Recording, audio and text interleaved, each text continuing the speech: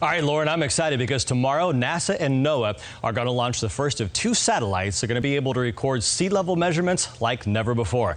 And this morning we have the privilege of national oceanographer Ivana Setnik to talk about this important mission. Good morning, Ivana. How are you doing today? I'm doing great. Good morning, Trent. How are you? Doing good. Hey, I'm super excited. Tell us a little bit about this mission here, the new one that's going to launch this weekend, and how we're going to better understand sea level rise. Yes, so Sentinel-6 Michael Freilich is NASA's nose and European Space Agency's shining new mission. Is going to be all about oceans. It's going to be measuring the height of the ocean, and as such is going to contribute to the long-term viewing of the sea level rise that NASA has been pretty much doing for 30 years. Well, obviously here in Southwest Florida, we kind of stick out like a sore thumb, and we're very hurricane prone. How is this satellite going to help with the forecasts and the models that track the formation and evolution of hurricanes?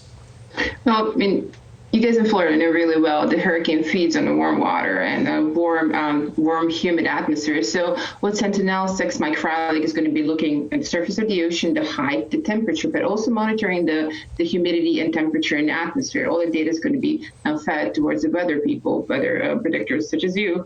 So you can improve your model on hurricane tracking, hurricane initiation, and just hurricane behavior in general. And sea level rise is so important. You know, here in Southwest Florida, we have a series here called Protecting Paradise. Why is sea level rise so important to track and to stay on top of?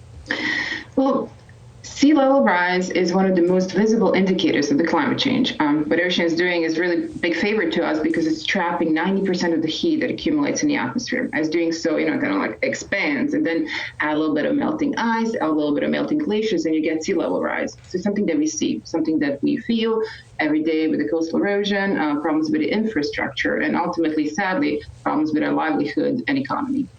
You know, people at home may be listening and fascinated by this, but explain to them, how do you use satellites to observe the ocean all the way from space? How does that work? Yeah, kind of fascinating, no? So ocean observing satellites, and NASA has the whole fleet of them work in different way. This specifically has an altimeter, kind of like a little pinger that is like, pinging from the satellite and looking at the distance from the Sentinel-6 Michael Freilich back to it, and has a bunch of good instruments that tell them exactly where it is. And by combining those in some old correction, we can see how high is the ocean.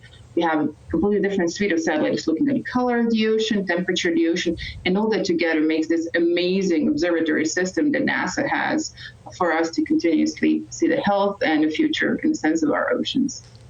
All right, Ivana Setnik, we can't thank you enough for your time. Super excited about those 2 launches this weekend. Best of luck here as you head into an exciting new frontier here in sea level rise. Thank you.